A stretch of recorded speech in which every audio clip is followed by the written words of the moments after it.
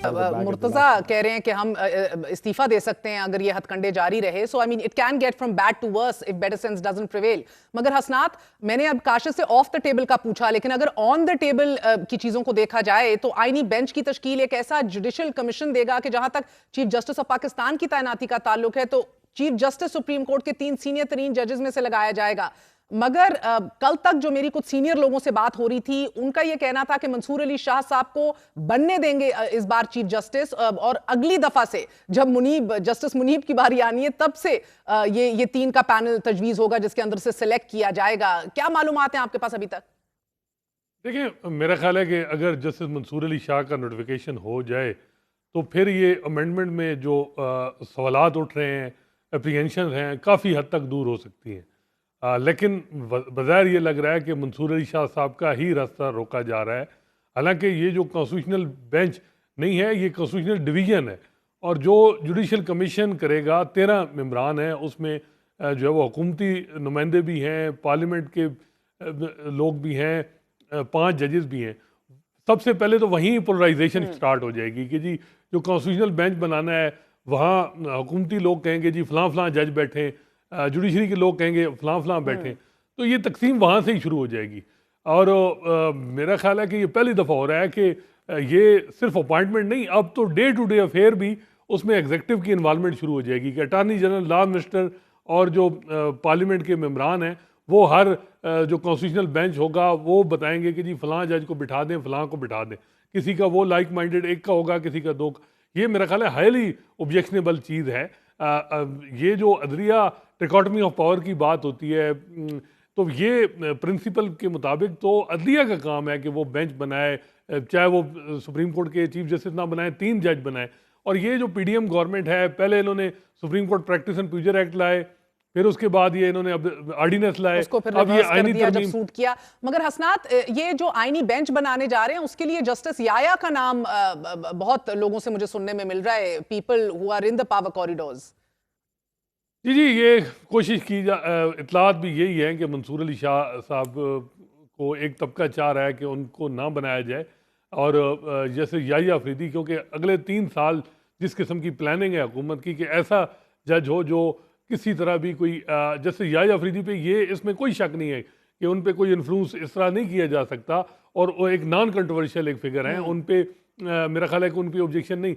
लेकिन मंसूर अली शाह पे एक मसला ये है कि जो बड़े बड़े मसाइल हैं हुकूमत के, और सबको मालूम है कि अगर ड्राइविंग सीट पे मंसूर अली शाह होंगे तो फिर मसाइल ज़्यादा जो है वो हुकूमत के लिए बन सकते हैं. उन अप्रीहेंशन की बुनियाद पे याहिया अफरीदी साहब के चांसेस ज़्यादा हैं. लेकिन हुकूमत के अंदर भी एक तबका है जो चाहता है कि हमें अब ये जो कॉन्स्टिट्यूशनल बेंच बना दिया, सब कुछ कंट्रोल कर लिया, अब कोई कबात नहीं है इसकी जो इस निज़ाम की क्रेडिबिलिटी के लिए जैसे मंसूर अली शाह का होना ज़रूरी है. लेकिन जुडिशरी के अंदर ये बात हो रही है कि सबसे पहले ये है कि जो मौजूदा चीफ जस्टिस काजी फैसल, जिनकी वजह से इस वक्त अदलिया में मैं समझता हूँ तबाही आई है, और उनका जाना ज़रूरी है. जब वो जाएंगे बाद में चीज़ें देखी जाएंगी.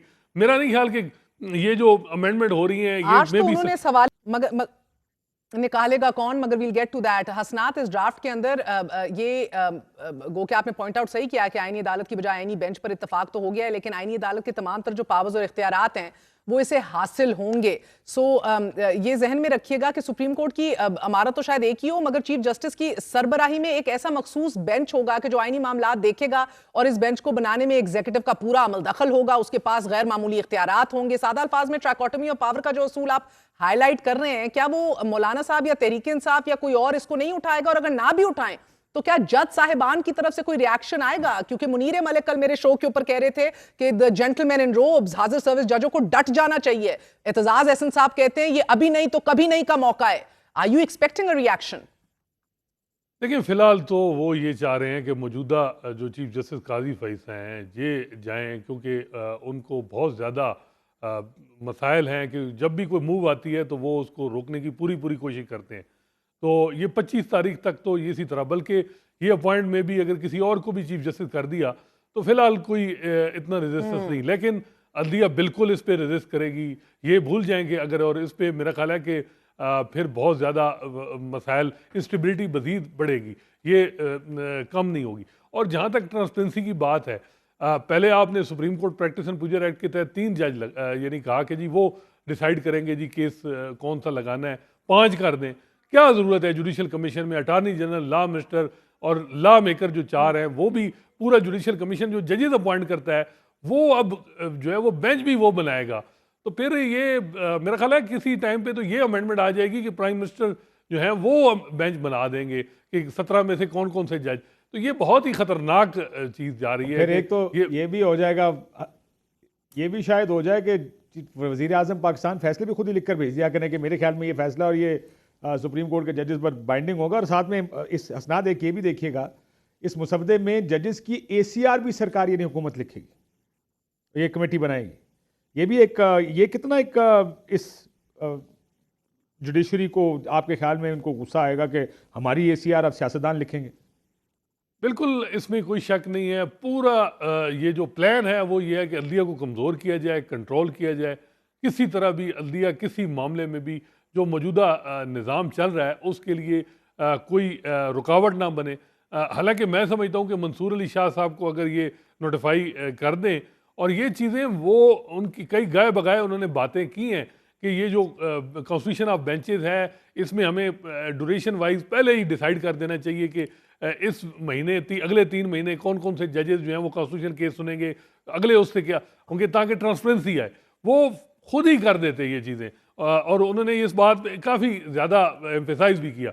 लेकिन हुकूमत की तरफ से ये जो आ रहा है कि खुद अटार्नी जनरल, लॉ मिनिस्टर भी और जो लॉ मेकर दूसरे हैं वो अब वो बताएंगे, वहाँ जब ये डिसाइड होगा जी फलां फलां बेंच बैठेगा, उसमें वहाँ ही पोलराइजेशन आ जाएगी कि जी अटार्नी जनरल का मौक़िफ़ है कि जी फलां जज को बिठाएं, लॉ मिनिस्टर का मौक़िफ़ है जी फलां जज को बिठाएं। बहुत बहुत शुक्रिया।